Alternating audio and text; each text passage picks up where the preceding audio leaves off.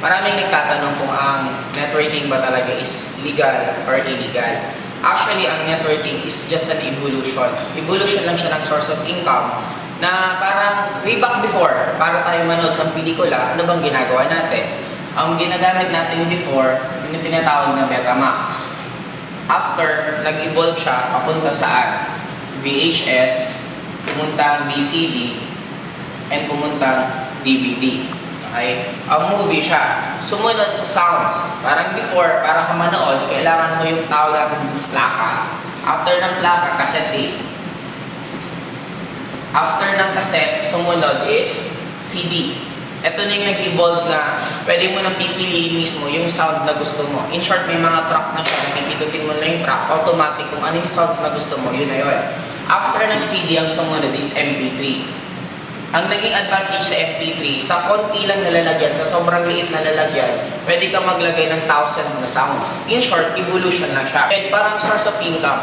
Before, ang source of income lang, ang isa lang. Ano yun? Pwede kang maging employed.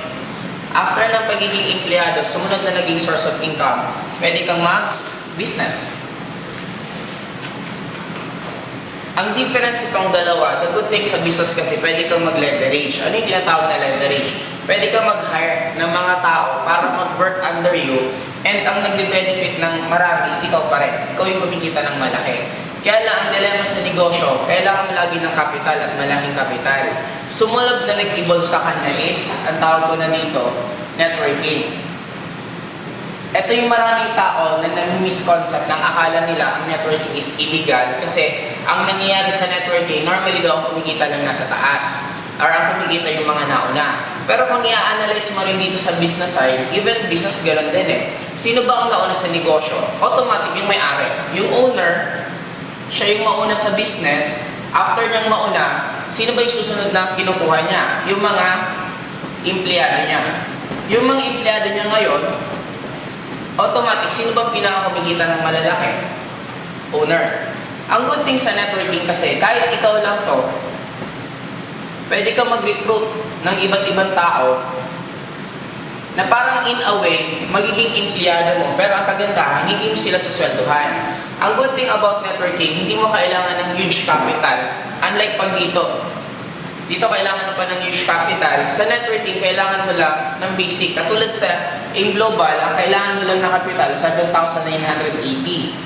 Sa 7,980, pwede mong kikitain ng traditional business, pwede mong kitain. Kasi dito sa amin, as much as kaya mong kumita ng pinaka-maximum na income na 24,000 per day, yun ang pwede mong kitain. Yun ang naging difference na bakit ang networking hindi siya illegal. Kasi kung iisipin mo, parang ginaya niya lang yung concept. Concept ng ano? Ito yung tinatawag ng franchising para magkaroon ka ng idea. Ang franchising, halimbawa example, McDo. Ang McDonald's, nagkakaroon siya ng mga iba't ibang branches. Meron siya sa USA, sa Philippines, sa Japan, iba't ibang part ng mundo. Sa Philippines, meron Luzon, Visayas, Mindanao. Sa Luzon na lang, okay? Automatic, sa kada bili mo, dito kada bili mo sa McDonald's, lahat ng customer na bumibili sa lahat ng part ng McDo, automatic, yung may-ari, may kinikitang 5%. Marami sa atin ang tingin natin sa franchising sa big time business kasi nga malaki talaga yung ikakapital mo. Pero kung i-analyze mo sa networking, halos parehas lang siya. Ang naging difference lang dito, establishment by establishment by establishment. Ito tao-tao lang. Pero pareho din yung nagiging concept. Bakit? The moment nagkakaroon ng benta, may mga benta sa customer, yung lahat ng dinadaanan, automatic kumikita. Ang kagandahan lang dito kasi sa networking, kailangan mo lang ng ganito kaliit na kapital, unlike dito, million yung kapital mo. Ang kagandahan pa dito, kahit hindi ka marunong, meron magtuturo sa'yo. Pwede kang mag-attend ng mga seminar, attend ka ng mga training, para turuan ka kung paano kakikita ng malaki. Yun ang naging difference ng networking sa traditional business. Ang networking company, normally, akala ng karamihan, is a small-time business. Bakit? Number one, kahit sino pwedeng sumali. And normally, ang mga nag-start ng networking company dito sa Philippines, karamihan, jobless, nagkaka-retire pa lang, ibig sabihin wala nang ginagawa. Noon ang gumagawa ng networking company, yung mga tipong taong ganon. Kaya lang, as times goes by, maraming tao na ngayon na nagbabago. Bakit? Ang nagjo-join na ngayon sa networking company, may mga mayaman, may politician, may mga celebrity. Bakit? Nakita nila gaano kaganda ang networking. Para ito, kung sasabihin mong small time ang negosyo, ito tatanungin ko sa'yo. For you to have a Jollibee, okay? For you to have a Jollibee, ang tawag sa'yo, pag meron kang franchise ng Jollibee is big time. Okay? Pag empleyado ka at ang sweldo mo, 100,000 per month, anong tawag sa'yo? Big time. Ngayon, sa Jollibee, ang pinakamalaking pwede lang kitain for one single day na ang income mismo hindi na hindi na mismo less expenses na. In short, ito na mismo yung net income nila, halos 24,000 per day. Kasi meron akong friend, tinanong ko, sabi ko, paano masasabing magandang-maganda yung benta nyo ngayon na araw na to? Sabi nila, pag kumita daw sila ng halos 24,000, isang araw, ibig sabihin, talagang jackpot na sila that time. Ngayon sa InGlobal, sa networking, magkano pwedeng kitain? Meron akong kilalang tao, kumikita 100,000 per month, 100,000 per week, 200,000 per month, meron mga ganon. Sa InGlobal, ilan din ang pwedeng kitain for one single day? Ganito din kalaki. Ngayon, ito ang nagiging dilemma. Kaya akala nila small time ang networking. Bakit? Mura lang ang registration. Magkano ang registration? 7,980. Sa 7,980, kaya nakikita nilang small time. Bakit? Ang mura lang ng kapital. Kaya lang ang tawag ko dito, ito na nga yung evolution. Ito na yung makabagong way ng source of income. Tapos na yung panahon na para ka magkaroon ng negosyo, kailangan mo ng establishment, kailangan mo ng malaking tindahan para masami kang big time. Bakit? Para ito example, Henry C. Henry C. is may-ari ng SM. Siya ang top 1, ang richest man in the whole Philippines right now. Di ba parang napaka-big time niya? Kasi marami siyang SM, marami siyang tindahan, marami siyang kondo, kaya napaka-big time yung tingnan. Pero just imagine, si Mark Zuckerberg, siya mismo yung gumawa ng Facebook, wala siyang tindahan.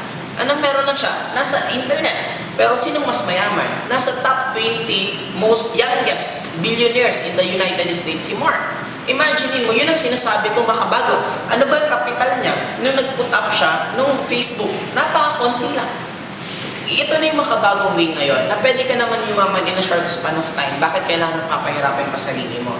Kaya hindi mo pwedeng sabihin small time na ang networking kasi ito lang yung kapital. Ang bottom line dito, tingnan mo yung mga taong kumikita, na normally yung kinikita ng mga big time na tao, kinikita rin dito sa networking. Kaya nga, since nasa introductory stage ang networking right now, unti-unti pa lang na-accept ng mga tao at mga negosyante na magandang networking, huwag ka na magpatagal pa. Kasi katulad si Donald Trump, kung familiar ka kay Donald Trump, imaginein mo siya mismo, nagtayo siya ng sarili niyang networking company.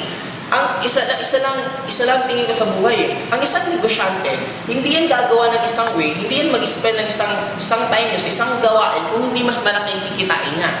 Ang gulang yan, ito 100,000, ito 200,000. Tapos niya 100,000, doon siya 200,000. Ito 200,000, ito 500,000, doon siya sa 500,000. In short, nasa real estate na siya. Napaka-big time natin tingnan pag ang mga tao nag-real estate. Eh bakit si Donald Trump na nasa real estate, bakit pa siya nagtayo ng networking company? Kung ang networking company hindi big time, nagkataon lang na unti-unti pa lang na-accept. And take note, yung mga taong unang makaka-appreciate na maganda ang networking, sila din ang jackpot pagdating ng oras, katulad din dito. Why? Jollibee before, binibenta lang ang franchise how much? 50,000. Walang bumibili. Bakit? Pinagtatawanan. Hindi naman kailangan sa Philippines ng spaghetti. Hindi kailangan ng burger. Ang kailangan ng sa Philippines, pansit. Kailangan ng siopaw. Yun ang uso before. Pero take note, nung na-accept na unti-unting maganda, marami nagtatawa sa Jollibee. Bakit? Saan ka nakakita bubuyog na kangiti? Diba? Normally, pag bubuyog, matatakot ka. Pero maraming nagtawa. Maraming nag-ano sa concept niya. Pero just imagine gaano nakabig time ang Jollibee right now. Katulad din sa networking, maraming nagtatawa, maraming kumakansya sa amin, pero just imagine this, what if pagdating ng oras, lalo siyang ma-accept at lalo yumaman, baka darating ang time, isa ka rin sa salit, sasabihin mo, sayang, sana noon pa, sana ako sumali.